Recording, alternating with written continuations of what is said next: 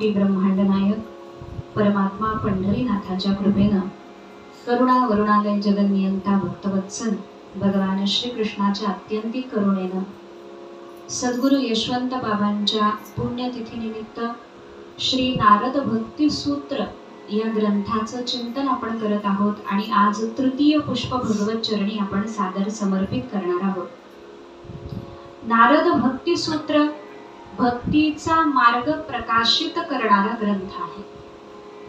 आपण सगळे संप्रदायाचे पाईक आहोत, वारकरी संप्रदायाचे, आणि संप्रदायाचं वैशिष्ट्य हे आहे की आपल्याला भक्तीचं साधन करायचंय आणि ज्ञानाच्या साध्यापर्यंत जायचंय। ज्ञानोत्तर प्रेम भक्तीचा आस्वाद आपल्याला घ्यायचा आहे। ज्या संतांनी मोक्ष पदाला तुच्छ मानलं त्या संतांनी भक्तीचा जो अनुभव घेतला, त्या भक्तीच्या रसाचं त्यांनी जे पान केलं, तो भक्ती रस आपल्याला जाणून घेता यावा आणि यासाठी अगदी लहान साधकापासून, म्हणजे आत्ताच जो भक्तीला लागलेला आहे अशा साधकापासून ते ज्ञानोत्तर प्रेम भक्तीपर्यंत त्याला पोहोचवण्यासाठीची जी सूत्र आहेत ती नारदांनी आपल्या भक्ती सूत्रामध्ये मांडली। आणि पहिल्या दिवशी आपण नारदांच्या नावाचा विचार केला, ज्ञान देण्याचं सामर्थ्य नारदांमध्ये कसं आहे त्याचा विचार आपण केला। आता तो भक्ती व्याख्यास्यामः, मी आता भक्ती विषयक बोलतो किंवा भक्तीचं व्याख्यान करतो असं नारदजी म्हणतात, ते त्यांनी का म्हणलं याचा विचार आपण केला। त्यानंतर त्या भक्तीचं लक्षण त्यांनी सांगितलं, सातु अस्मिन परम प्रेम रूपा, ती भक्ती अत्यंत परम प्रेम स्वरूप आहे, त्याचंही चिंतन आपण केलं। आता आज आपल्याला दुसऱ्या सूत्राचा विचार करायचा आहे। दुसरं सूत्र आहे अमृत स्वरूपाच। ती भक्ती कशी आहे? नारदांना हात जोडून एकाने प्रश्न केला, ती भक्ती कशी आहे? नारदजी सांगतात, अहो ही भक्ती आहे ना अमृत स्वरूप आहे। अमृत स्वरूप म्हणजे काय? अमृत कुठं असतं? स्वर्गामध्ये अमृत असतं। पण फक्त स्वर्गातच अमृत असतं का? म्हणे नाही। एक अमृत समुद्र मंथनातून निर्माण झालं। जेव्हा समुद्र मंथन झालं त्यातून धन्वंतरी अमृताचा कलश घेऊन आले, देवतांनी त्याचा भोग घेतला म्हणून देवभोग्य अमृत त्याला म्हणतात। ते अमृत काय करतं? जरा आणि रोग याचा नाश करतं, म्हणजे म्हातारपण येऊ देत नाही, रोग येऊ देत नाही, असं त्या अमृताचं वैशिष्ट्य आहे। पण कधीपर्यंत ते अमृत आपल्याला मिळतं? जोपर्यंत आपल्याकडे पुण्य आहे तोपर्यंत।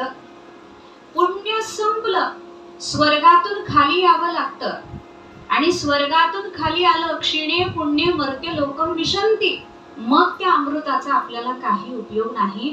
जरा रोग नाशक ते अमृत आहे, पण पुण्य क्षीण करणारं आहे, पुण्य क्षीण करणारं ते अमृत आहे। दुसरं अमृत आहे चंद्रामध्ये।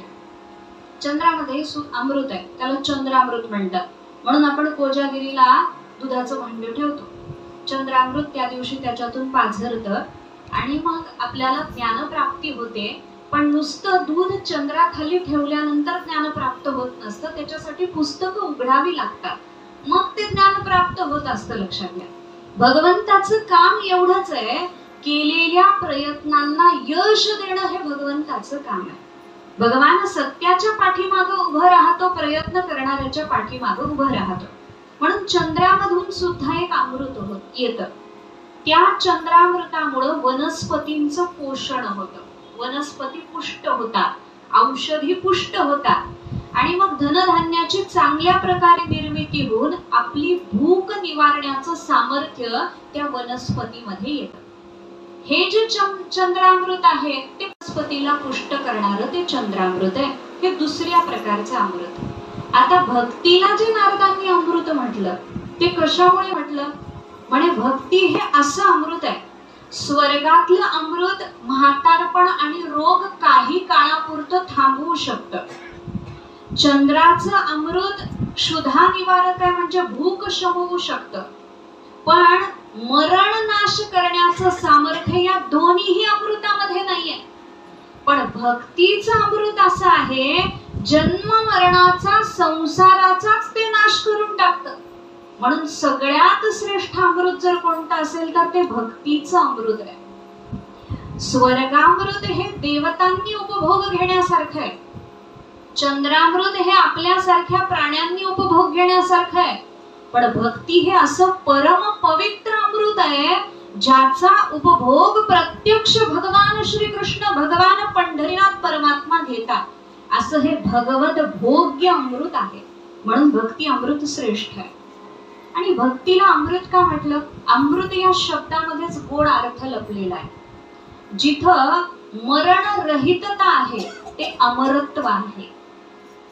मग मरणरहितता कधी येते? अवताराला भगवान आले तरी भगवंताला अवतार सोडून जावं लागलं की नाही? व्याधाचं निमित्त भगवंतानी केलं, बाण लागला याचं निमित्त केलं आणि भगवान निज धामाला गेले. म्हणून इथं जे जे येणार आहे ते जाणार आहे. पण भक्ती काय करते? जन्म मरणाच्या संसारातून मुक्त करून भगवत स्वरूपाला प्राप्त करून देते.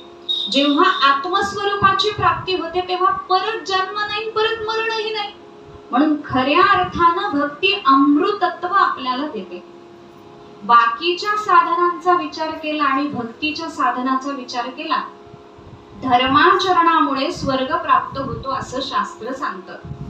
श्रुती वचन आहे, स्वर्ग कामो यजेत. जर तुम्हाला स्वर्ग प्राप्त व्हायचा असेल तर तुम्हाला यज्ञ करावे लागतील. इंद्र व्हायचं असेल तर काय करावे लागेल? म्हणजे 100 यज्ञ करावे लागतील, तेव्हा इंद्राची पदवी प्राप्त होते. आणि मग ती स्वर्ग प्राप्तीसाठी आपण यज्ञ करावेत म्हणजे धर्माचरण करावं. पण त्या धर्माचरणामध्ये तरी सुख आहे का? यज्ञाचं साधन जरी आपण कलियुगामध्ये करायचं ठरवलं तरी सहज शक्य नाहीये ते आपल्याला. सहज शक्य आपण ते सहज पद्धतीनं करू शकत नाही. यज्ञाचं साधन तेवढं ज्ञान आपल्याला नाही, यज्ञाचं तेवढं सामर्थ्य आपलं नाही. धर्माचरणानं स्वर्ग प्राप्ती होईल, पण धर्माचरण करताना कष्ट आहे, श्रम आहे, संयम दाखवावा लागतो. सत्यनारायणाच्या पूजेला बसायला ब्राह्मणाने सांगितलं. किती वेळा मांडी मोडतो आपण? आपलं लक्ष तरी असतं का? जेव्हा आचमन करायला सांगतो तेव्हा ते पाणी सोडून देतो आपण. तो ब्राह्मण आपल्याला सांगतो एक, करतो एक आपण. कारण मन अस्थिर, शरीराची अस्थिरता, कधी एकदा ही पूजा होते, कधी प्रसाद मिळतो असं वाटतं आपल्याला. म्हणजे धर्माचरणामुळे पुण्य होणार आहे, पण धर्माचरण करताना कष्ट आहे. बाकीची साधनं सुख देतात पण फलकालामध्ये सुख देतात. साधनं करताना सुख होत नाही, त्याच्यासाठी कष्टच करावे लागतात. योग सुद्धा श्रेष्ठ आहे. माऊलीने योगाचं फार सुंदर वर्णन केलं. अर्जुनाला असं पटवून दिलं की अर्जुनाला वाटावं सगळं सोडावं आणि योगाचं साधन आपण धरावं, इतकं सुंदर पटवून दिलं. पण योग तरी सोपा आहे का? समाधीचा उपभोग घ्यायचा असेल, यम, नियम, प्राणायाम, प्रत्याहार, धारणा, ध्यान आणि मग आहे समाधी. नुसतं रामदेव बाबांच्या समोर नाक बंद करून बसलं म्हणजे योग होत नाही. यम नियम काही त्याच्यासाठी आहे. किती खावं योग्यानी? युक्ताहार विहारस्य. आहार युक्ताहार असावा, विहार युक्ताहार असावा. सगळं संयमित, नियंत्रित लागतं योगामध्ये, तरच योग साध्य होतं. योगासन केल्यामुळे शरीर चांगलं राहील फार तर, पण परमार्थाला त्याचा हवा तसा उपयोग होणार नाही. थोड्या फार प्रमाणात मनही एकाग्र होईल, नाही असं म्हणत नाही मी. करावं जे योग करतात. योग म्हणत नाहीत आता लोक, योगा म्हणतात. योगा शहाणे लोक झाले, मग योगा म्हणतात. आणि मग ते करतात, पण ते समाधीसाठी ते आपण वापरत नाहीये. फक्त आपलं शरीर, फिटनेस ज्याला म्हणतात, त्या फिटनेस साठी हे सगळं वापरलं जातं. पण ते करताना तरी सोपं आहे का? नाही ना. सकाळी लवकर उठावं लागतं, ते सगळ्यात महत्वाचं, सगळ्यात कठीण. कारण आपण सगळे सूर्यवंशी. सकाळी लवकर उठायचं, पुन्हा तिथं जायचं, योगासनं करायची, त्याच्यामध्येही कष्ट आहे. म्हणून योग सुद्धा अत्यंत कठीण आहे. बरं, योग कठीण आहे म्हणून एकाने ठरवलं योग द्यावा सोडून ज्ञान साधन आपण करावं. ज्ञान तरी सोपं आहे का? ज्ञानही सोपं नाहीये.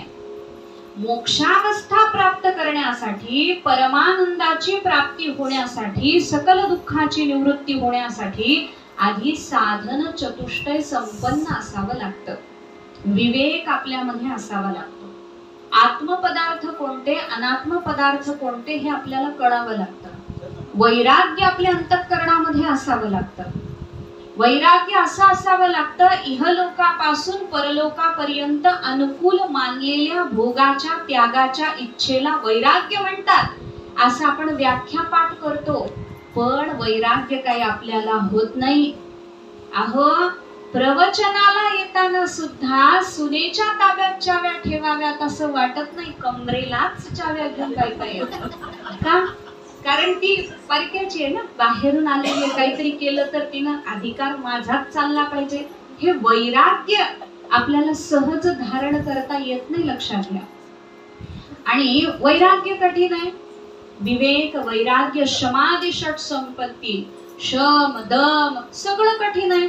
इंद्रियावर निग्रह असावा लागतो, मनाचा संयम असावा लागतो. हे सगळं कठीण आहे. बर, जे ज्ञान आपल्याला संपादन करायचंय, अहम ब्रह्मास्मी ही वृत्ती आपल्याला धारण करायची आहे, तर ते श्रवण सुद्धा कठीण आहे. श्रवण कुणी आमच्या सारख्याने सांगितल्यावर ज्ञान होत नाही. त्याच्यासाठी श्रोत्रिय आणि आत्मनिष्ठ महात्मा लागतो, ब्रह्मनिष्ठ महात्मा लागतो. त्याच्या मुखातून ते ज्ञान ऐकावं लागतं. आधी अंतःकरणाची भूमिका तयार असावी लागते. वैराग्यानं अंतःकरण युक्त असावं लागतं, तेव्हा ते ज्ञान टिकतं. आणि ते ज्ञान टिकल्यानंतर मग साधनेचा जेव्हा उत्कर्ष होतो, तेव्हा अहम ब्रह्मास्मी हे ज्ञान होतं. ते ज्ञान झाल्यानंतर, अज्ञान निवृत्ती झाल्यानंतर सुख आहे, त्याच्यात वाद नाही. पण ते होईपर्यंत किती दुःख आहे हो.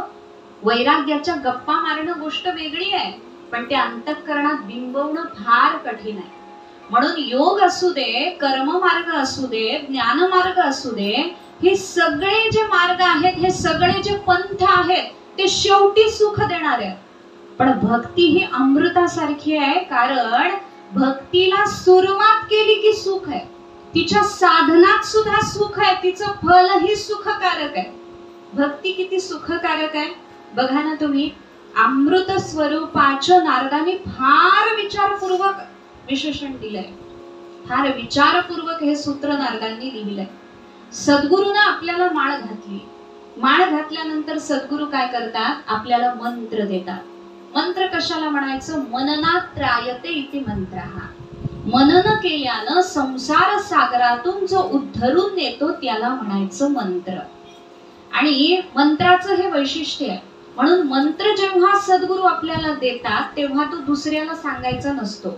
दीक्षा घेतली, सगळ्यांना सांगत सुटलो, आम्हाला अमुक अमुक मंत्र दिला, आम्हाला तमुक मंत्र दिला, असं नाहीये. 6व्या कानात तो मंत्र गेला की त्याचं सामर्थ्य नष्ट होतं, लक्षात घ्या.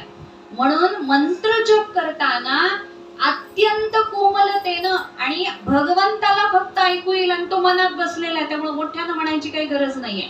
नाम संकीर्तन वेगळं आणि सद्गुरूनं दिलेल्या मंत्राचा जप करणं वेगळं. असं म्हटलंय की दीक्षेचे 400 नियम आहेत. 400 नियम. ते 400 नियम पाळले तर लवकर भगवत प्राप्ती होते. मी सांगणार नाहीये, तुम्ही टेन्शन घेऊ नका काही सुद्धा. आपल्याला जेवढं वारकरी संप्रदायानं सांगितलं तेवढं निष्ठेनं केलं तरी भगवान आपल्याला भेटणार आहे. म्हणून हे सगळं मंत्र जप आपल्याला जेव्हा सांगितला जातो सद्गुरूच्या कडून, ते नाम दिलं जातं भगवंताचं. नामाला सुद्धा भक्तिशास्त्रामध्ये नाम म्हणत नाहीत, नामामृत म्हणतात. म्हणून म्हटलं संतांनी, अमृताहुनी गोड नाम तुझे देवा. देवा तुझं नाव कसं आहे, अमृतापेक्षाही गोड आहे, अत्यंत गोड आहे असं तुझं नाम आहे. म्हणून भक्तीची सुरुवातच अमृतत्वानं कशी होते, नाव दिलं, दीक्षा झाली की त्याला नामामृत म्हटलं जातं. भगवंताच्या दर्शनाला गेलो आणि पुजारी आपल्याला तीर्थ देतात, त्याला तीर्थ आपण म्हणतो, पण त्याचं वस्तुतः नाव आहे चरणामृत. म्हणजे तिथं सुद्धा भक्ती प्रवेश करते बघा. पुढं आपण गेलो, प्रसाद कुणी वाटत असेल तर त्याला नुसतं प्रसाद म्हटलं जात नाही, त्याला प्रसादामृत म्हणतात. भगवंताच्या ज्या लीला आपण ऐकतो त्याला कथामृत म्हणतात. भगवंताच्या भक्तीला सुद्धा प्रेमामृत म्हणतात. भगवंताच्या मुखातून आलेल्या गीतेला म्हणजे उपदेशाला सुद्धा अधरामृत म्हणतात. लक्षात घ्या, म्हणजे या सगळ्या गोष्टीमध्ये अमृतत्व दडलेलं आहे. भगवंताच्या नावामध्ये अमृत, भगवंताच्या चरणामृतामध्ये म्हणजे चरणाच्या पाण्यामध्ये सुद्धा अमृतत्व, भगवंताच्या कथेमध्येही अमृतत्व, सगळ्यामध्ये अमृतत्व. मग आता आपल्या जीवनामध्ये भक्ती आली आहे का हे आपण कसं ओळखावं? म्हणजे शास्त्र सांगतं, जर नामामध्ये अमृतासारखा रस यायला लागला, काल सांगितलं होतं ना रस, तसा रस यायला लागला, भजनम नाम रसनम, नामामध्ये रस यायला लागला की समजावं भक्ती आपल्या हृदयामध्ये आलेली आहे. भगवंताच्या चरणामृताविषयी आदर वाटायला लागला तर भक्तीनं आपल्या जीवनामध्ये प्रवेश केलेला आहे. भगवंताच्या प्रसादामृतामध्ये निष्ठा वाटायला लागली, प्रसादे सर्व दुःखानां हानिरस्योपजायते, अशी जर बुद्धीची अवस्था झाली, निष्ठा झाली, तर समजावं भक्ती आपल्या अंतःकरणामध्ये आलेली आहे. भगवंताची कथा ऐकण्यासाठी हृदय जर धडपडायला लागलं, कुठं कथा मिळते, इथं माझ्या भगवंताची कथा सांगितली जाते ना, मी तिथं जाईल, मी ती कथा ऐकेन, अशी जर व्याकुळता हृदयामध्ये व्हायला लागली तर समजावं भक्तीनं आपल्या हृदयामध्ये प्रवेश केलाय. भगवंताच्या आधारातून आलेली जी गीता आहे ती जाणावी. भगवंतानी गीतेमध्ये काय सांगितलंय, कशासाठी गीता सांगितली आहे, हे जेव्हा जाणण्याची इच्छा व्हायला लागेल, शास्त्रामध्ये त्याला जिज्ञासा म्हणतात. अशी जिज्ञासा जेव्हा शास्त्राविषयी आपल्याला निर्माण व्हायला लागेल तेव्हा भक्तीनं आपल्या जीवनामध्ये प्रवेश केलेला आहे असं आपल्याला निश्चित पद्धतीनं म्हणता येईल. म्हणून पहिली भक्ती प्रवेश करते, आपल्या जवळ येते, ती सद्गुरूकडून कोणत्या रूपाने येते? हो, नामाच्या रूपाने येते, नामामृत म्हणून येते. म्हणून तर आमचे गुरुजी सांगायचे, भगवान शंकराने जेव्हा समुद्र मंथनातून निघालेलं विष पिलं, ते विष पिल्यानंतर त्यांच्या कंठाला अत्यंत दाह व्हायला लागला. म्हणून त्यांनी मस्तकावर चंद्र धारण केला, मस्तकावर गंगा सुद्धा धारण केली, गळ्यामध्ये नागाचे अलंकार त्यांनी धारण केले, तरी तो दाह शांत होईना. मग त्यांच्या मुखातून शब्द निघाले, श्रीराम जय राम जय जय राम. लगेच कंठाला होणारा दाह शांत झाला. मग कंठाला होणारा दाह जर राम नामानं शांत होतो तर संसारानं तापलेलं आपलं अंतःकरण राम नामानं शांत होणार नाही का? म्हणून भगवंताचं नाम हे नुसतं नाम नाहीये, ते नामामृत आहे. याकरता एक सुंदर श्लोक येतो, श्रीराम नामाक्षर मंत्र बीजम जाप्यम मदीयम परमामृतम मे समुद्र जातम गरलम वृथा कृतम ध्येयम मदीयम सतु रामचंद्रः. भगवान शंकर पार्वतीला सांगतात, हे जे राम नामाचं मंत्र बीज आहे ना, त्याचा मी अखंड जप करतो. का जप करतो? म्हणे पार्वती, हे राम नाम माझ्यासाठी साधन नाहीये, हे परमामृतम मे, परमामृतासारखं मला ते गोड वाटतं, गोड वाटतं, अत्यंत आवडतं. का गोड वाटतं? कारण अत्यंत हलाहल विष सुद्धा या राम नामानं शांत करून टाकलं, असं माझ्या रामाचं नाव आहे म्हणे. म्हणून मला राम नामाबद्दल प्रचंड आदर आहे. आणि हे राम नाम आलं कुठून? भगवान सांगतात, ब्रह्म समुद्रातून हे निघालेलं आहे, परब्रह्मरूपी समुद्रातून हे नाम निघालेलं आहे. याचं सामर्थ्य काय? म्हणे पार्वती, हे नामामृत जे आहे ना, कलिमल नाशक आहे. शंकरादी म्हणजे आमच्या सारखे श्रेष्ठ सुद्धा या राम नामाचा आश्रय घेतात, असं हे दिव्य आहे. संसार रूपी महारोगाचं हे औषध आहे. महारोगाचं औषध कसं? आपण सगळे रोगग्रस्त आहे, आपल्याला बीपी शुगर असेल, पण हे तुच्छ रोग आहे. सगळ्यात मोठा रोग आपल्याला कोणता आहे? भवरोग आहे, भवरोग. आणि त्या भवरोगातून आपल्याला उद्धरून जायचं असेल तर राम नामाशिवाय दुसरं औषध नाही, असं शास्त्र सांगतं. म्हणून तर संतांनी जेव्हा सांगितलं अमृताहुनी गोड नाम तुझे देवा, लोक म्हणतात आहो त्यांना म्हणायचं काम आहे संतांचं, नुसतं मोठ्या मोठ्या गप्पा मारायचं संतांचं काम आहे, आम्हाला तर देवाचं नाव अमृतासारखं अजिबात वाटत नाही, आम्हाला कंटाळा येतो जप करताना, आम्हाला झोप येते कथा ऐकताना, असं होतं. मग असं का होतं म्हणे आमचे गुरुजी त्याला उदाहरण द्यायचे. एखादा मनुष्य असतो त्याला ताप येतो आणि ताप आल्यानंतर त्याला दूध जर दिलं तर ते दूध गोड असलं तरी त्याला कडू लागायला लागतं. का कडू लागतं? त्याचं तोंड विटाळलेलं असतं, त्याला रोग झालेला असतो, म्हणून त्याला ते पवित्र आणि गोड असणारं दूध सुद्धा कडू वाटायला लागतं. तसं ज्याला भवरोग नावाचा रोग झालेला आहे त्याला अमृतासारखं देवाचं नाव सुद्धा कडू वाटायला लागतं आणि विषयांच्या वार्ता गोड वाटायला लागतात. बघा ना तुम्ही, नामस्मरण करताना किती कंटाळा येतो, पण कोणी जर खमंग बातमी आणली आणि ती मग अशी चांगली असावी, चविष्ट, कोणाच्या तरी घरात काहीतरी झालंय, कुठेतरी काहीतरी झालंय, अशी जर बातमी आली तर किती चवीनं ऐकतो आपण ती, तेव्हा आपल्याला कंटाळा येत नाही. म्हणून भवरोगग्रस्त माणसाला तेच गोड वाटतं. नाम भगवंताचं गोड असून सुद्धा ते गोड वाटत नाही. म्हणून महारोगाचं म्हणजे भवरोग रूपी महारोगाचं, संसार रूपी महारोगाचं हे रामनाम औषध आहे. आणखी काय म्हणे श्री सीता मातेचं साक्षात जीवन म्हणजे रामप्रभूचं नाम आहे. जेव्हा अशोक वाटिकेमध्ये सीता माता होती, जिवंत कशामुळे राहिली माता? फक्त भगवंताच्या नामाचा तिनं आश्रय घेतला, म्हणून पतिव्रता असणारी सीता माता तिथं जीवित राहिली, लक्षात घ्या. म्हणून हे नाम जे आहे त्याला संतांनी नामामृत म्हटलं. म्हणून नामामृतामध्ये रस आला की समजावं भक्तीनं प्रवेश केला. दुसरी भक्ती कुठं राहते? म्हणे दुसरी भक्ती राहते ती भगवंताच्या चरणामृतामध्ये. चरणामृत कसं आहे? पंचामृत वेगळं, चरणामृत वेगळं. पंचामृत कसं होतं सगळ्यांना माहिती आहे, दूध, दही, साखर, मध, तूप या पदार्थांचं मिळून पंचामृत होतं आणि त्या पंचामृताचा भगवंताला अभिषेक होतो. पंचामृत हे आपण रोज देवाला वापरत नाही, काही जण वापरत असतील, नाही असं मी म्हणत नाही, पण शक्यतो काही महत्वाचा दिवस असला तर आपण अभिषेक देवाला करतो. पण चरणामृत आपण रोज घेऊ शकतो. चरणामृत कसं प्राप्त होतं? जेव्हा आपण भगवंताला स्नान घालतो, डोक्यावरून आपण भगवंताला स्नान घालतो आणि ते पाणी भगवंताच्या अंगावरून पडत पडत पडत चरणापासून खाली जेव्हा पडतं तेव्हा त्याला चरणामृत असं म्हणतात आणि ते सहज शक्य आपल्याला चरणामृत घेणं. म्हणून तर आपण देवळामध्ये गेलो की आपल्याला पाण्यासारखा एक पदार्थ दिला जातो, त्याला आपण तीर्थ म्हणतो, पण भक्तिशास्त्रामध्ये त्या तीर्थाला चरणामृत असं म्हणतात आणि त्या चरणामृताचं अत्यंत अत्यंत महात्म्य आहे. जर आपण म्हणजे देवाला स्नान घातलेलं आहे, थोडंसं गंगाजल त्याच्यामध्ये मिसळावं, जे आपल्याकडे शक्य असेल तर देवाला स्नान घालताना एक चमचाभर जरी घातलं, पण घालताना कसं करायचं, पहिल्यांदा कलश जो आपला तांब्याचा तांब्या असतो त्याच्यामध्ये पहिल्यांदा चमचाभर गंगेचं पाणी घालायचं, मग साधं पाणी घालायचं, म्हणजे ते सगळं गंगाजल होतं.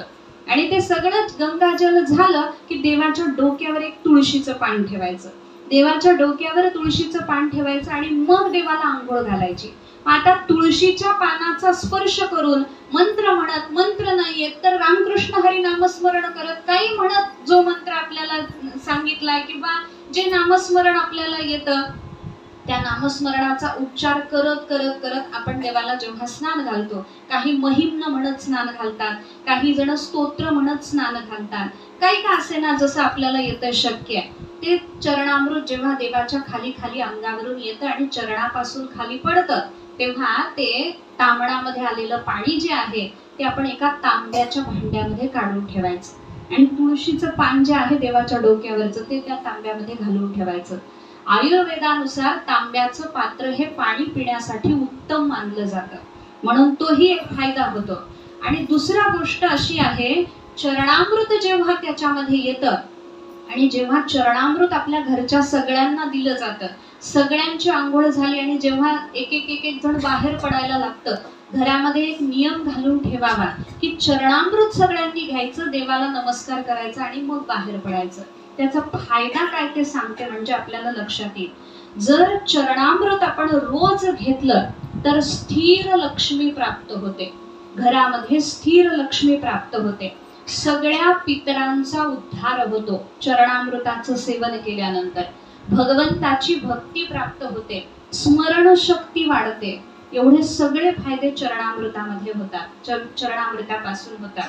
म्हणून शास्त्रामध्ये एक श्लोक आहे, पाप व्याधी विनाशार्थम विष्णु पादौ दकौषधम तुलसी दल संमिश्रम जलम सर्षप पात्रकम. पाप, पहिली गोष्ट चरणामृतानं नष्ट होते ते म्हणजे आपल्या जीवनातलं सगळं पाप नष्ट होतं. आधी आणि व्याधी चरणामृतामुळे दूर होतात. म्हणे भवरोगाचं हे सुद्धा चरणामृत सुद्धा एक औषध आहे. मग ते किती घ्यायचं असतं? चरणामृत घेण्याचा एक नियम आहे. काही जण ते असं तोटीचं भांड असतं छोटंसं, त्याच्यामध्ये देवळामध्ये ते चरणामृत ठेवतात आणि त्यांनी असं दिलं की आपण ते हातामध्ये घेतो. जर त्या चरणामृताचा एक बिंदू जरी खाली सांडला तरी चरणामृत घेतल्यानं जेवढं पुण्य होतं त्याच्या 8 पट जास्त पाप लागतं असं शास्त्र सांगतं. त्याचा एक बिंदू जर खाली सांडला तर मग काय करायचं? लोक म्हणतात सोपं घ्यायचंच नाही, म्हणजे सगळ्यात सोपं आहे. तसं नाही, चरणामृताचा अपमान करून जर आपण गेलो तरीही पाप लागतं, लक्षात घ्या. म्हणून तुम्हाला आमचे गुरुजी सांगायचे ते सांगते. चरणामृत घ्यायचंय ना तर काय करावं म्हणे, पहिल्यांदा आपल्या या हातावर असं काहीतरी वस्त्र ठेवायचं आणि वस्त्र ठेवून मग त्या वस्त्रावर आपला उजवा हात ठेवायचा आणि मग ते चरणामृत घ्यायचं. चरणामृत किती द्यावं देणाऱ्याने? म्हणे मोहरीच्या दाण्या इतकंच चरणामृत घेतलं पाहिजे. जास्त घेतलं तर पाप लागतं असं नाही, पण ते सांडू नये म्हणून ते जास्त महत्वाचं आहे, लक्षात घ्या. मग थोडंसं घ्यायचं आणि ते घेतलं की असं चाटून नाही प्यायचं, ते इथून बाहेर आलं पाहिजे, ते सरळ तोंडामध्ये गेलं पाहिजे. आणि भावना ही असली पाहिजे की चरणामृत ते आहे म्हणजे भगवंताच्या चरणाला स्पर्श करून आलंय. आणि भगवंताच्या चरणाचा महिमा काय आहे? म्हणजे भगवंताच्या चरणाचा महिमा हा आहे, ज्या प्रभू रामचंद्राचे चरण केवटाने धुतल्याबरोबर त्याच्या हजारो पिढ्यांचा उद्धार झालेला आहे, असे ते दिव्य भगवंताचे चरण आणि त्या चरणापासून आलेलं हे चरणामृत आहे. दुसरं चरणामृत ज्याचं आपण आत्ताच नुकतं दर्शन करून आलो हरिद्वारला, जहा ते प्रगट भई गंगा. भगवंताचं चरणामृत म्हणजे गंगा आहे, लक्षात घ्या. आणि गंगेपेक्षाही कुणाचं चरणामृत श्रेष्ठ असतं? म्हणजे साधू संतांचं चरणामृत गंगेपेक्षाही श्रेष्ठ सांगितलं. का गंगेपेक्षा श्रेष्ठ आहे? कारण जेव्हा गंगा मृत्यू लोकावर यायला निघाली तेव्हा तिनं भगीरथाला सांगितलं की मी मृत्यू लोकावर येणार, सगळे पापी माझ्यामध्ये स्नान करणार, मग माझ्यामध्ये सगळं पाप येणार, मग माझ्या शुद्धीचा उपाय काय? तेव्हा त्यांना भगवान शंकरानेही सांगितलंय आणि भगीरथानेही सांगितलंय, साधू संत जेव्हा तुझ्यामध्ये स्नान करतील तेव्हा तुझं सगळं पाप नष्ट होईल. म्हणजे गंगेलाही पवित्र करणारे संतांचे चरण आहेत, लक्षात घ्या. म्हणून गंगेपेक्षाही श्रेष्ठ संतांचं चरणामृत असतं. एखाद्या घरामध्ये वंशवृद्धी होत नसेल, संतती थांबली असेल तर संतांचं चरणामृत घेऊन ते जर प्राशन केलं, घरामध्ये शिंपडलं तर वंशवृद्धी होते असं शास्त्र सांगतं. म्हणून चरणामृताला अत्यंत महत्व आहे. आता चरणामृत घ्यायचं आपल्याला, मी सांगितल्याप्रमाणे वस्त्रावर हात ठेवला आणि ते चरणामृत आपण घेतलं. सगळ्यांना माहित असलेला श्लोक आहे, अकाल मृत्यू हरणम सर्व व्याधी विनाशनम विष्णू पादोदकम तीर्थम जठरे धारयाम्यहम, असा तो श्लोक आहे. श्लोक नाही आला काही काळजी करायचं नाही, सगळ्या श्लोकाची सगळ्या विधींची परिपूर्ती हरिनामानं होत असते. म्हणून भगवान श्रीकृष्णाचं स्मरण करत करत आपण जर ते चरण तीर्थ चरणामृत घेतलं तर आपलं कल्याण होतं असं शास्त्र सांगतं. असंही श्लोक आलेला आहे, विष्णू पादोदकम पित्वा पुनर्जन्म न विद्यते.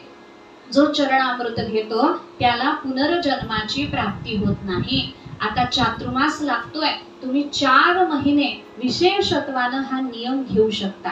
रोज मी देवाचं चरणामृत घेईन आणि मगच माझ्या कार्याला सुरुवात करेन. देवाची पूजा तर घरामध्ये होतच असते, नाही झाली तर मग त्यांची भक्ती व्हेंटिलेटरवर आहे असं समजण्याची गरज आहे. लक्षात घ्या, जर घरामध्ये पूजा होत नसेल तर घरामध्ये पूजा झालीच पाहिजे, रोजच्या रोज झाली पाहिजे. म्हणून मग आपण ते चरणामृत घेण्याचा नियम करू शकतो. तुलसी दल मिश्रित जेव्हा ते असतं बघा, चरणामृतामध्ये काय काय असतं. पूजा करताना आपण नामस्मरण करत असतो, म्हणजे केलं पाहिजे नामस्मरण. बरेच जण मोबाईलवर गाणी लावतात आणि मग पूजा करतात. लावे नका, ते तिकडं तिकडं चालू राहू देत, पण आपण मात्र मुखानं काहीतरी नामस्मरण करत करत पूजा केली पाहिजे. लक्षात घ्या. आणि मग ती पूजा जेव्हा आपण करतो, एक म्हणजे आपल्या मुखानं नामस्मरण चालू असतं, तुळशीचं पान तिथं असतं, त्यामुळे त्या पाण्याला अधिक पावित्र्य आलेलं असतं. भगवंताचं नाव आपल्या मुखानं चालू असतं, घंटी वाजवली जात असते, त्यामुळं सगळे पवित्र असे आवाज, सगळे पवित्र असे व्हायब्रेशन ज्याला म्हणतात ते सगळे तिथं तयार झालेले असतात. सुंदर सुंदर अशी किरणं तिथं तयार झालेली असतात, तेजस्वी भक्तीची. आणि त्यामुळे त्या चरणामृतामध्ये विशिष्ट ताकद येत असते. म्हणून असा जर नियम केला, 4 महिन्यामध्ये इतकं पवित्र अंतःकरण आपलं होईल. जेव्हा प्रबोधिनी एकादशी येईल, पहिली एकादशी आषाढी एकादशी कोणती असते? देवशयनी. त्यावेळेस देव झोपतो. झोपतो म्हणजे काय? योग निद्रेचा आश्रय घेतो. म्हणून आपल्याला जास्त आपल्या साधना करण्याची गरज असते. मग जेव्हा प्रबोधिनी एकादशीला भगवान उठतात, तेव्हा उठल्यानंतर आपलं अंतःकरण निर्मळ झालेलं भगवान पाहतील, जर चरणामृताचा नियम केला तर. म्हणून चरणामृत अत्यंत महत्वाचं आहे. कसं महत्वाचं आहे? तुम्हाला सगळ्यांना एक कथा मला आवर्जून आज सांगावीशी वाटते. रोहिदास नावाचे जे भक्त झाले भगवंताचे, त्यांच्या जीवनामध्ये चरणामृताचा एक चमत्कार दिसलेला होता. म्हणजे रोहिदासजी एकदा भावावस्थेमध्ये होते. जेव्हा आपले भगवान आपल्या बरोबर नसतात, म्हणजे कसे, आपण परगावी गेलेलो आहे, भगवंताचं दर्शन आपण करत नाही, कारण घरीच आपण आपले भगवान ठेवलेले आहे आणि आपण एकटे गेलेलो आहे, तेव्हा आपण तिथं भगवंताची मानस पूजा केली पाहिजे. केव्हा स्त्री जीवन असेल, स्त्री देह असेल, तेव्हा काही अडचणी असतात, किंवा सूतक असतं, वृद्धी असते, अशी काही अडचणी असतात, तेव्हा आपण मानस पूजा केली पाहिजे. मानस पूजेमध्ये आपण भगवंताला सगळं काही समर्पित करू शकतो. जे आपण प्रत्यक्षात करू शकत नाही ते आपण मानस पूजेमध्ये समर्पित करू शकतो भगवंताला. तिथं सोन्याचं सिंहासन घ्यायला काहीच अडचण नाहीये, सोन्याचं तामण घ्यायला काहीच अडचण नाहीये, नुसती भावनाच करायची आहे ना, संकल्प करायचा आहे. म्हणून मग ते मानस पूजेमध्ये होते. आणि मानस पूजेमध्ये असताना तिथं एक राजा रोहिदासजींच्या दर्शनाला आला आणि राजानं समोर बसणं केलं. रोहिदासजी भावावस्थेत गेलेले, भगवंताचं चरणामृत ते भावावस्थेमध्ये वाटत होते. आणि वाटता वाटता झालं असं, आता चर्मकार होते ते, त्यांचा व्यवसायच तो होता चर्मकार असल्यामुळे. आणि मग ते समोर ते असं एक भांड ठेवलेलं होतं आणि त्या भांड्यामध्ये त्यांनी हात बुडवला. भावावस्थेत बरं का, त्यांचे डोळे बंद आहेत आणि ते भावावस्थेत चरणामृत वाटतायत. त्यांनी त्या भांड्यामध्ये असा हात बुडवला, चाच पडून ते भांड हातामध्ये घेतलं आणि समोर बसलेल्या राजाला त्यातलं पाणी त्यांनी दिलं. आता राजा होता, राजाने विचार केला की हे चर्मकार आहे, कदाचित याच्यामध्ये चामड्याचा स्पर्श झालेला असेल, चर्माचा स्पर्श झालेला असेल, मी जर हे पाणी पिलो प्रसाद म्हणून तर माझा धर्म भ्रष्ट होईल, मला पाप लागेल. म्हणून त्यानं काय केलं, ते चरणामृत घेतल्यासारखं केलं, पण ते अशा पद्धतीनं पिलं की ते सगळं अंगावर सांडलं जाईल, म्हणून ते असं अंगावर सांडला. तर रोहिदासजींना हे काही माहित नाहीये, कारण ते समाधी अवस्थेमध्ये. आणि सगळं झालं, राजा तिथून उठला, पण उठताना त्याच्या लक्षात आलं की त्यांनी पांढरे कपडे घातलेले होते आणि त्या पांढऱ्या कपड्यावर एक केशरी रंगाचा डाग पडलेला आहे हे त्याच्या लक्षात आलं. त्याला वाटलं पाण्यात काहीतरी मिसळलं असेल, त्याचा डाग पडलेला आहे. राजा तिथून उठून गेला, घरी गेला. पण घरी गेल्यानंतर त्यांच्या कपड्याला प्रचंड सुगंध यायला लागला, अलौकिक सुगंध यायला लागला. राजाला वाटलं हे काय असेल, पण हे धुवून बघावं म्हणून ते कपडे राजाने काढले आणि आपल्या धोब्याला दिले. धोब्यानं ते कपडे घेतले, पण धोब्याच्या लक्षात आलं की एवढा छोटासा डाग तो आहे पण सुगंध तिथूनच येतोय. म्हणून त्यानं असं ते कपडे असे जवळ घेतले. मग चावून बघावं असं धोब्याला वाटलं. एकांतात त्यानं आपले दात त्या डागाला लावले जिथं तो डाग पडलेला होता. चमत्कार असा झाला की धोब्याच्या सर्वांगावर रोमांच आले आणि त्याला तिथंच रामप्रभूचं दर्शन झालं. तिथंच रामचंद्र प्रभूचं त्याला दर्शन झालं. हातातून कपडे गळून पडले, त्याला काही सुचेना. राम नामाचा छंद लागला आणि तो नाचायला लागला. आता त्याला संसार आठवत नव्हता, घरदार आठवत नव्हतं, काहीच आठवत नव्हतं. ज्याला प्रत्यक्ष भगवंताचं दर्शन झालं त्याला दुसरं काय कशाला आठवे? काही त्याला आठवेना. त्याच्या पत्नीनं हे पाहिलं म्हणे काहीतरी याला झालेलं आहे. ती पत्नी धावत धावत राजाकडे गेली आणि सांगितलं, महाराज तुमचे कपडे धुवायला त्यांनी आणले. एकांतामध्ये त्या तुमच्या कपड्यावर पडलेल्या डागाला त्यांनी दात लावला आणि त्याचा चमत्कार असा झाला म्हणे. वेड्यासारखी त्यांची अवस्था झाली. नुसतं राम राम राम राम म्हणायला लागले ते. राजानं जेव्हा हे ऐकलं, धोब्याची अवस्था बघण्यासाठी राजा धावत धावत आला तर समोर महाराज आहेत याचं सुद्धा भान त्याला नाही. देहभान तो हरपून गेलेला, नुसतं राम राम राम राम म्हणून ओरडायला लागलाय. आणि मग राजाच्या लक्षात आलं आपण खूप मोठ्या लाभाला मुकलो. आणि राजा धावत धावत गेला रोहिदासजींकडे, साष्टांग दंडवत घातलं आणि सांगितलं, महाराज मला चरणामृत द्या. रोहिदासजींनी सांगितलं, आता चरणामृत मिळणार नाही. भावावस्थेत भगवंताच्या अति दुर्लभ कृपेनं मिळालेलं ते चरणामृत होतं, ते तू नाकारलंस. तुझ्यासाठी ते चमड्याचं पाणी होतं असं तुला वाटलंय. चर्मकाराचा वंश माझा असल्यामुळे कदाचित त्याचा स्पर्श त्या पाण्याला झाला असेल असं तुला वाटलं, म्हणून तू फार मोठ्या लाभाला मुकलास. यानंतर तू माझ्याकडे यायचंही नाहीस आणि तुला माझ्याकडून कोणत्याही भगवंताच्या प्रसादाची प्राप्ती होणार नाही असं रोहिदासजींनी सांगितलं.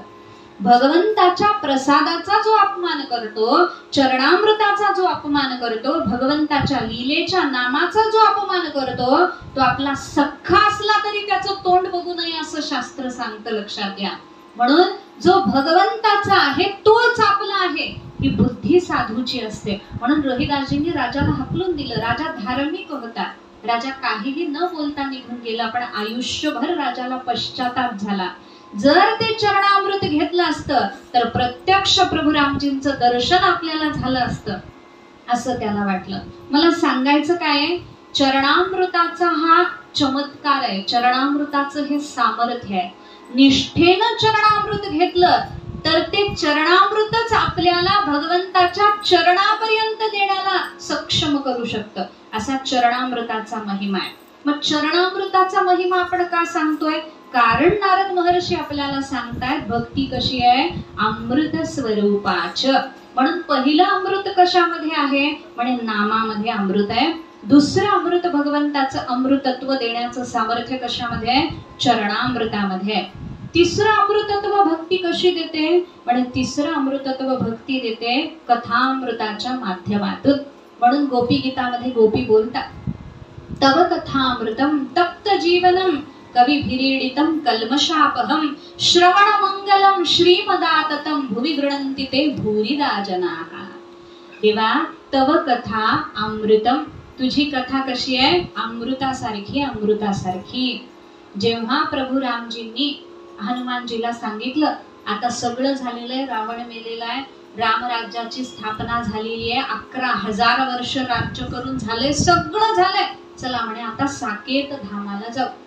तेव्हा हनुमानजींनी विचारलं, देवा साकेत धामाला यायला मी तयार आहे, पण मला एक सांगा तिथं तुमची कथा आहे का? प्रभू रामजींनी सांगितलं तिथं कथा नाही, तिथं मीच आहे म्हणे. मी असल्यावर कथेची काय गरज आहे? तेव्हा हनुमानजींनी हात जोडून भगवंताला सांगितलं, देवा तुम्हाला घेऊन करायचं काय, तुमची कथा आम्हाला जास्त महत्वाची. भगवंताने विचारलं माझ्यापेक्षा? हनुमानजींनी सांगितलं हो देवा, तुमच्यापेक्षा तुमची कथा महत्वाची आहे. तुमच्यापेक्षा तुमची कथाही महत्वाची आहे आणि तुमच्यापेक्षा तुमचं नामही महत्वाचं आहे. त्वयैकया तारिता अयोध्या नामनाच भुवनत्रयम्. तू एकट्या अयोध्येचा उद्धार करून निघून जाशील देवा, पण तुझी कथा आणि तुझं नाम त्रैलोक्याचा उद्धार करणार आहे. मग हनुमानजींनी सांगितलं, देवा मी इथंच राहणार नाही. कधीपर्यंत राहणार, किती दिवस राहणार, किती दिवसांनी साकेत लोकाला येणार? हनुमानजींनी सांगितलं, जोपर्यंत या विश्वामध्ये तुझी कथा आहे तोपर्यंत मी इथं राहणार. आणि म्हणून हनुमानजी चिरंजीव आहेत, लक्षात घ्या. कारण भगवंताची कथा चिरंजीव आहे आणि त्याच्यामुळे हनुमानजी सुद्धा चिरंजीव आहे. म्हणून तव कथामृतम तप्त जीवनम, तुझी कथा अमृतासारखी आहे देवा. काय करते? तप्त जीवनम, आमच्या तापलेल्या जीवाला शांत करते. बघा ना तुम्ही, किती दुसऱ्या संसारातल्या कथा ऐका, चित्त चंचल होतं, पण भगवंताची कथा ऐकली की मन शांत होतं. कुठंतरी त्याला शांतता मिळते, कुठंतरी त्याला समाधान प्राप्त होतं. म्हणून तप्त जीवनम. आणखी कशी आहे तुझी कथा? कवी भिरीडितम, मोठमोठ्या क्रांतदर्शी कवींनी ही कथा गायलेली आहे. साध्या सुध्यांनी आमच्यासारख्यांनी गायलेली नाही. तुकोबारायांसारख्या, ज्ञानेश्वर महाराजांसारख्या, शुकाचार्यांसारख्या दिव्य संतांनी ही गायलेली आहे. आणखी कशी आहे? कल्मषापहम, सर्व पापाचा नाश करणारी तुझी कथा आहे. श्रवण मंगलम, ऐकल्या बरोबर मंगल करणारी तुझी कथा आहे. सगळं काही देणारी आहे, श्रीयुत अशी तुझी कथा आहे. भुवि गृह्णन्ति ते भूरिदा जनाः. आणि अशा तुझ्या कथेला जे दुसऱ्यांना वाटतात, म्हणजे जे कथा सांगतात, त्यांच्यासारखा दुसरा दाता जगामध्ये नाही. दाता तोची एक जाणा, नारायणा स्मरवी. जो नारायणाचं स्मरण करून देतो तोच सगळ्यात मोठा दाता आहे, असं शास्त्र सांगतं, असं संत सांगतात. लोक विचारतात, का तुमच्या ज्ञानेश्वर महाराजांनी काय दिलं जगाला? नुसती ज्ञानेश्वरी एक लिहिली, बाकी काय दिलं जगाला? तुमच्या तुकाराम महाराजांनी काय दिलं जगाला? हेच दिलंय आपल्याला. जगायचं कसं हे शिकवलंय आपल्याला संतांनी. भगवंताचं स्मरण जो करवतो त्याच्यासारखा उदार दाता दुसरा कोणता नाही, असं शास्त्राचं वचन आहे. म्हणून सगळ्यात मोठे दाते हे संतच आहेत. भुवि गृह्णन्ति ते भूरिदा जनाः. म्हणून देवाची कथा कशी आहे? अमृतासारखी आहे. पण ही अमृतासारखी कथा ऐकायची कशी असते? कथा ऐकण्याचा सुद्धा काही पद्धत आहे. म्हणजे शास्त्र सांगतं, संत सांगतात, चुकलिया पुत्राची शुद्धी वार्ता जेवी सादर ऐके माता. आपलं बाळ चुकलेलं आहे, आषाढी वारी भरलेली आहे 2 वर्षानंतर. 2 वर्षानंतर आषाढी वारी भरलेली आहे, प्रचंड गर्दी झालेली आहे. एक माऊली आपल्या छोट्याशा बाळाला घेऊन पांडुरंगाचं दर्शन करायला निघालेली आहे. आणि बाळ अत्यंत खोडकर, आईचा हात सोडून ते इकडं तिकडं बघायला लागलंय. त्याला खेळणी दिसतायत, त्याला आणखी काय दिसतंय, असं ते तिकडं तिकडं बघायला लागले. आणि आईचा हात सुटला. आईचा हात सुटल्यानंतर ते बाळ हरवलं. मग बाळ काय करतं? थोडा वेळ बघतं ते फुगे, ती खेळणी, थोडा वेळ त्याला आकर्षित करतात. नंतर त्याला आईची आठवण यायला लागते. मग ते बाळ मोठमोठ्यानं रडायला लागतं. आणि जेव्हा आईला कळतं की आपल्या बाळाचा हात सुटलेला आहे, बाळाने हात सोडून दिलेला आहे, तेव्हा काय होतं? आई अस्वस्थ होते. मग आई जाऊन सांगते पोलिसांना, अहो माझं बाळ हरवलंय, असं असं दिसतं, त्यांना असे असे कपडे घातलेले आहेत, असा त्याचा रंग आहे, वगैरे वगैरे त्याचं वर्णन करून सांगते आई. आणि मग आई तिथंच उभारते पोलिसांजवळ, कारण कुणीतरी येईल बाळाला घेऊन पोलिसांकडे देईल म्हणून आई तिथंच उभारते. आपल्या पंढरपूरला गोपाळ कृष्णाच्या समोर एक मोठं असं टॉवर उभं करतात, तिथे बसण्यासाठी जागा करतात. आणि जागा केल्यानंतर तिथं ते पोलीस पुकारतात, अमुक अमुक एवढ्या वर्षाचा मुलगा सापडलेला आहे, ज्याचा कुणाचा आहे ते घेऊन जावा.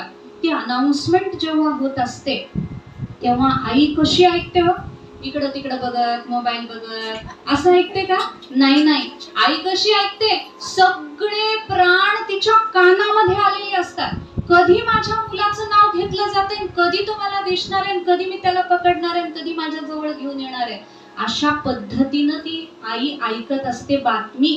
म्हणून चुकलिया पुत्राची शुद्धी वार्ता जेवी सादर ऐके माता.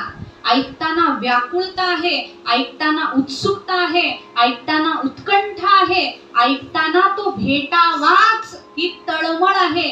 एवढ्या सगळ्या गोष्टी जेव्हा ऐकताना होतात तेव्हा ते ऐकणं खरं ऐकणं असतं. मग वारीचा कितीही गोंधळ असला, कितीही टाळ वाजत असले, कितीही मृदंगाची गर्जना होत असली, तरी सुद्धा आईचं लक्ष तिकडं लागत नाही. आईला ते ऐकूच येत नाही. आईला फक्त मुलाची ती बातमी ऐकायची असते की मुलगा सापडलेला आहे. असं जेव्हा भगवंताची कथा ऐकली जाते तेव्हा भगवंताला प्रगट भावच लागतं. लक्षात घ्या, आपण त्या मुलासारखे खोडकर आहेत, खोडकर. आपण काय करतो, आईनं आपला हात धरलेला असतो, आपण आईचा हात धरलेला असतो आणि मग आपल्याला मग ते फुगे दिसतात रंगीत रंगीत संसारातले, मग खेळणी दिसतात, गाड्या घोडे मर्सिडीज वगैरे वगैरे असलं काहीतरी दिसतं आपल्याला, आणि मग आपण आईचा हात सोडतो आणि इकडं तिकडं भटकतो. पण आईचा हात सुटला की जगामध्ये कुणीही विचारत नाही. तसं भगवान आपली आई आहे म्हणून विठू माऊलीचा हात कधी सोडायचा नाही, हे लक्षात ठेवा. आईचा हात सुटला की जगामध्ये लाखो माणसं जरी असली तरी ती आपल्याला काही उपयोगाला येऊ शकत नाहीत, ती आपल्यासाठी परकी असतात. लाखो माणसांच्या बरोबर सुद्धा आपण एकटे असतो जेव्हा आपली आई आपल्या बरोबर नसते. म्हणून देवाचा हात सोडायचा नाही. मग आपण कसे खोडकर आहेत ना, देवाला सांगायचं, देवा आम्हाला अजून हात पकडायचंच कळलं नाहीये, म्हणून तू काय कर, तूच आमचा हात पकड. जर आईनं हात पकडला तर आई घट्ट हात पकडते, मुलानं हात पकडला की मग सुटून जाण्याची भीती आहे. पण आईनं हात पकडल्यानंतर ती काळजीपूर्वक पकडते.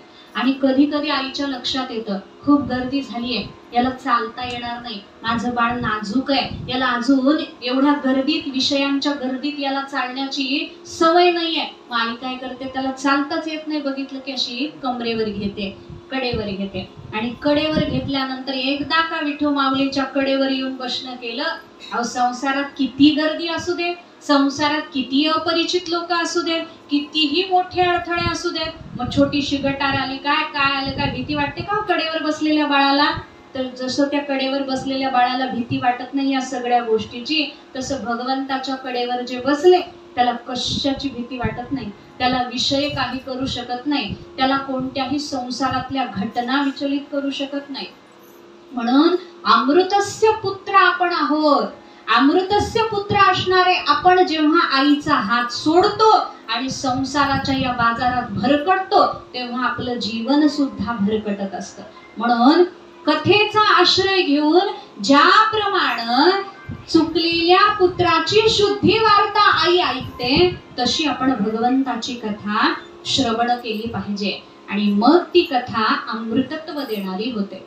म्हणून भागवतामध्ये सनकादिकांचं वर्णन आहे. सनकादिकांचं वर्णन करताना म्हटलंय ते 6 वर्षाच्या बालकाच्या रूपामध्ये सदैव ते 6 वर्षाचे राहतात, त्यांचं वय वाढत नाही. 6 वर्षाच्या वयामध्ये राहतात म्हणजे काय, 6 वर्षाच्या बालकामध्ये काम क्रोधादी विकार नसतात.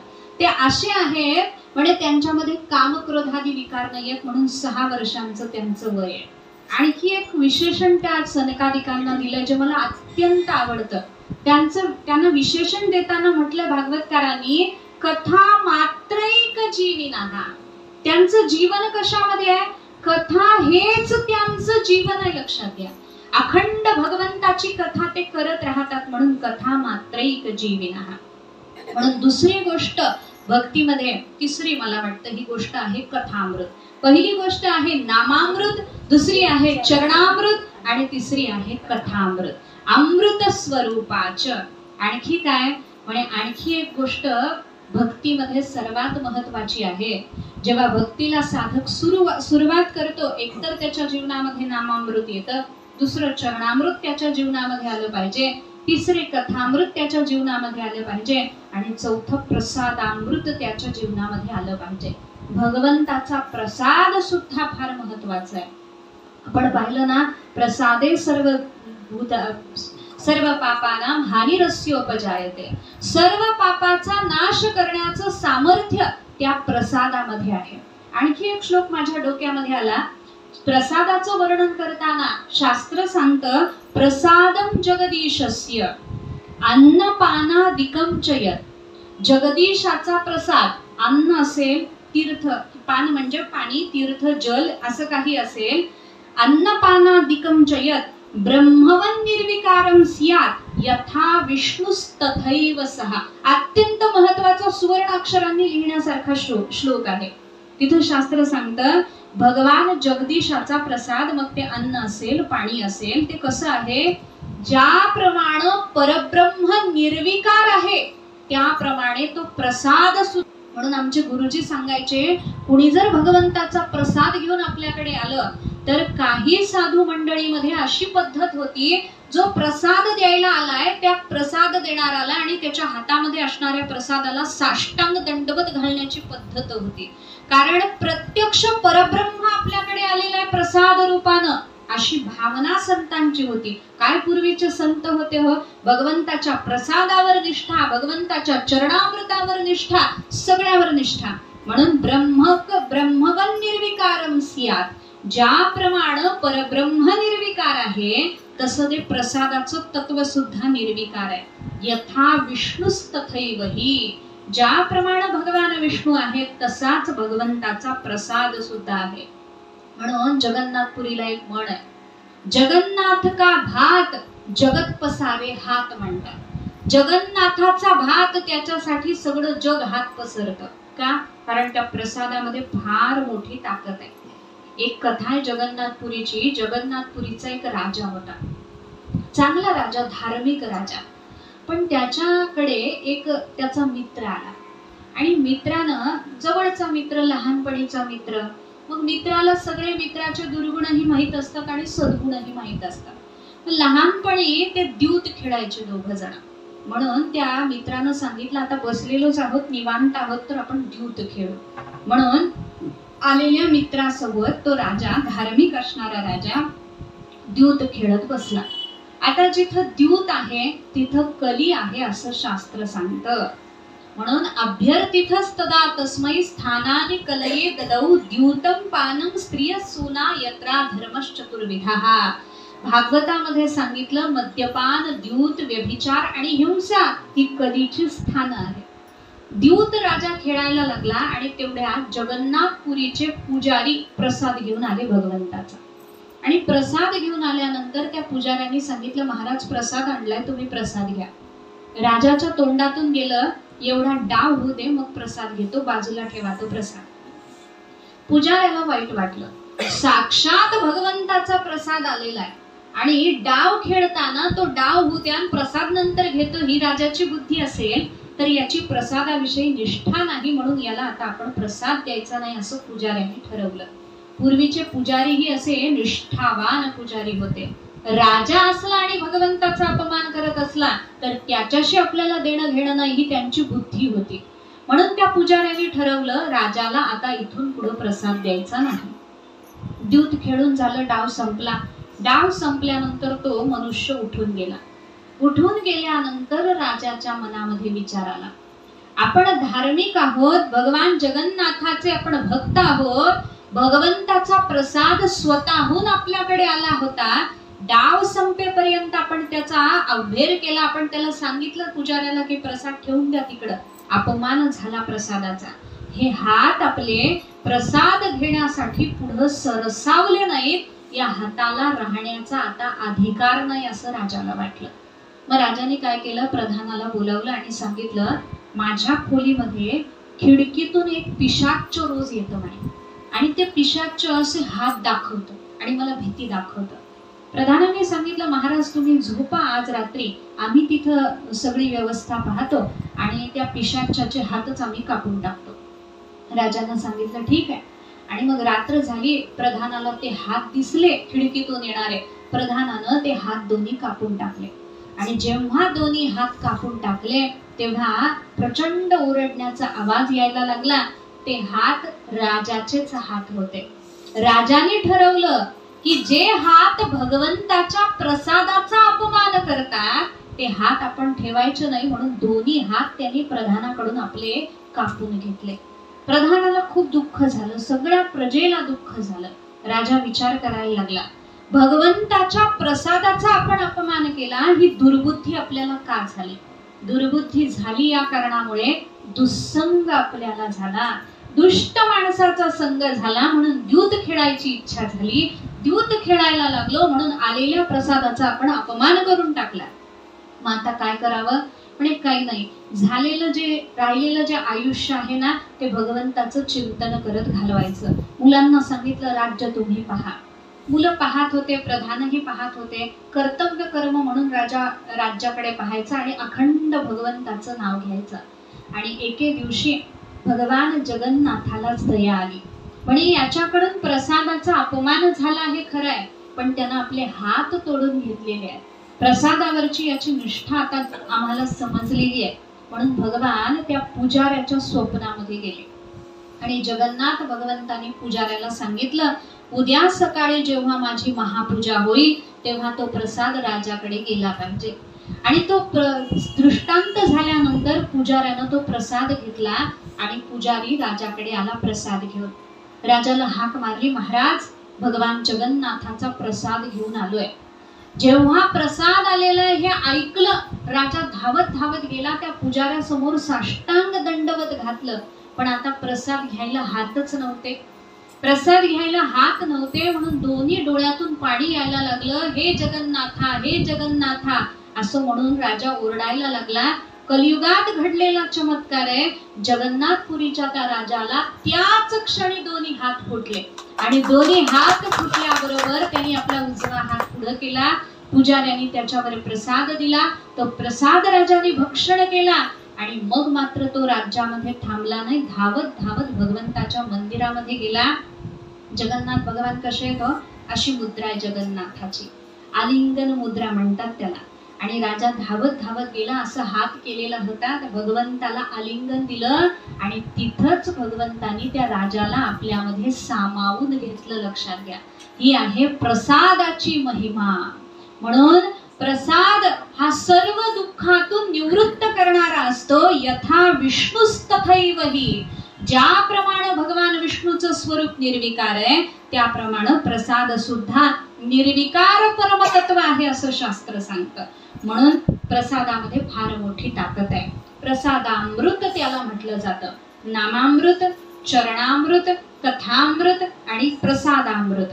आता पुढचं एक अमृतत्व देणारं भक्तीचं साधन आहे, जे भगवंताच्या स्वरूपापर्यंत नेणार आहे, जे भगवंताच्या अधरातून, अधर म्हणजे ओठ, ओठातून आलं म्हणून त्याला अधरामृत म्हणतात.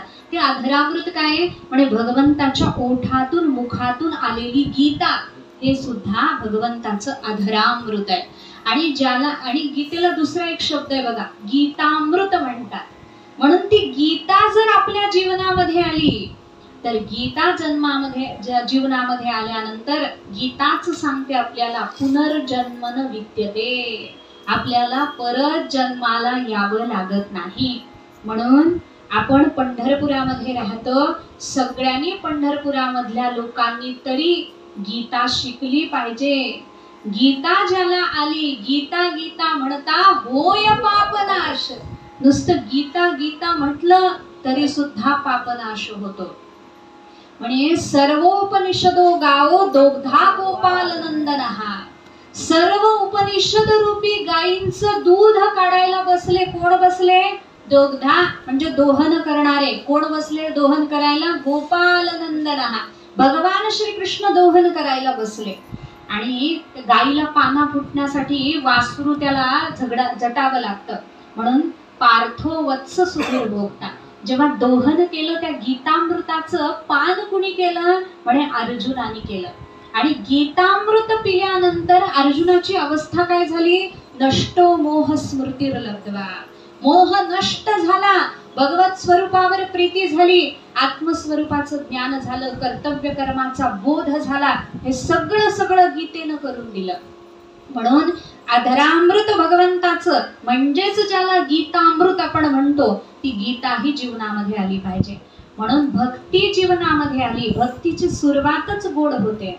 भगवंताचं नाव गोड, भगवंताची कथा गोड, भगवंताचं चरणामृत गोड, भगवंताचं प्रसादामृत गोड आणि भगवंताची गीता सुद्धा गोड. म्हणून नारद महर्षींनी मुक्त कंठाने सांगितलं, तुम्हाला गोडवा प्राशन करायचंय ना, गोडवा घ्यायचाय ना, टेस्ट घ्यायची ना चांगली मधुर मधुर. म्हणे काय करा, मधुर स्वादिष्ट अशी चव चाखायची असेल तर तुम्ही या सगळ्यांना शरण जा. अमृत स्वरूप अशी ती भक्ती आहे आणि या भक्तीमध्ये हे सगळे अमृत भरलेले आहेत. प्रसादामृत, कथामृत, चरणामृत, हे सगळे अमृत भरलेले आहेत. हे सगळे अमृताचं तुम्ही प्राशन करा ना. मग आता प्रसादामृत कसं प्राशन करायचं, कसं खायचं आपण प्रसादामृत? आपल्या घरामध्ये जे तयार होतं ते भगवंताच्या तयार म्हणजे सात्विक अन्न. नाहीतर उगीच काही केलं आणि ठेवलं देवासमोर चालत नाही. सात्विक अन्न जे तयार होतं ते भगवंताच्या समोर ठेवायचं, तुळशीचं पान त्याच्यावर ठेवायचं, देवाला नैवेद्य दाखवायचा. माळ जेव्हा घातली जाते तेव्हा आपण वैष्णव होतो आणि वैष्णवाचं हे कर्तव्य आहे की देवाला दिल्याशिवाय काहीच घ्यायचं नाही. म्हणून आमच्या घरामध्ये पद्धत आहे, तुमच्याकडेही असेल, बऱ्याच घरामध्ये आहे, नवीन वस्तू आणली की आधी देवासमोर ती ठेवायची. पूर्वी किती छान पद्धती होत्या बघा बरं. आपल्याला देवानं हे दिलेलं वस्त्र आहे, कृतज्ञता आहे ही, देवा तुझ्या कृपेनं हे मिळालंय. किती जगामध्ये माणसं ज्यांना वस्त्रच मिळत नाही, तुझ्या कृपेनं हे मिळालंय म्हणून त्याला हळदी कुंकू लावायचं, कृष्णार्पणमस्तु म्हणायचं आणि मग ते घालायचं. आणखी एक गोष्ट पूर्वी चांगली होती, देवाला जरी ते दाखवलं तरी आपण नाही घालायचं, घडी मोडायला कुणाला तरी द्यायचं, दुसऱ्याला घडी मोडायला द्यायचं. किती छान परंपरा होती. आता साडी पिको फॉल होऊन, सुंदर ब्लाऊज शिवून एकदम कपाटात एकदम नीट ठेवली जाते. का ठेवली जाते? कारण कार्यक्रमातच ती प्रकट झाली पाहिजे, कुणालाच ती माहिती असली पाहिजे, मी काय घेतलंय हे कुणालाच कळलं नाही पाहिजे, आपोआप तिथं ती प्रकट झाली पाहिजे.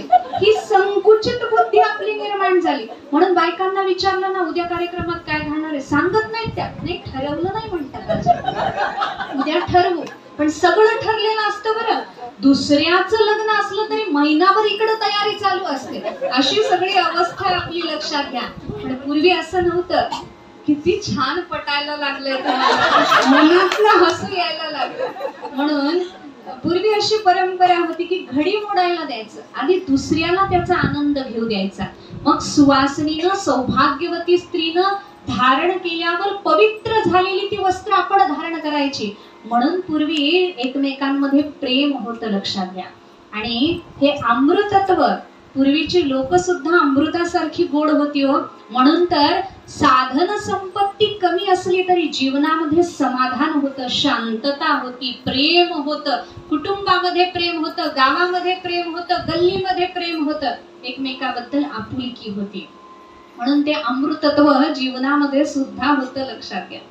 नारद महर्षी आपल्याला तेच सांगतात, भगवंताच्या नामामृतावर निष्ठा ठेवा, प्रसादामृतावर निष्ठा ठेवा, चरणामृतावर निष्ठा ठेवा, कथामृतावर निष्ठा ठेवा आणि गीतामृतावरही निष्ठा ठेवा. अशीच भक्ती आहे ज्याला या सगळ्यामध्ये अमृतत्व दिसतं, तो अमृतत्वापर्यंत जातो. म्हणून नारद महर्षींना सांगायचं की आता भगवंताचा प्रसाद, भगवंताचं तीर्थ हे आम्ही अमृतासारखं मानून त्याचं ग्रहण करू, त्याच्यावर निष्ठा ठेवू आणि अमृतत्व या दशेपर्यंत आम्ही जाऊ. आमची सिद्धावस्था तुमच्या कृपेनं आम्हाला प्राप्त व्हावी, अशी नारदजींच्या चरणी प्रार्थना करूया. आणि इथंच या सूत्राला पूर्ण विराम देऊन झालेली सेवा भगवान श्री कृष्णाच्या चरणी समर्पित करून आपल्या वाणीला पूर्ण विराम देऊया.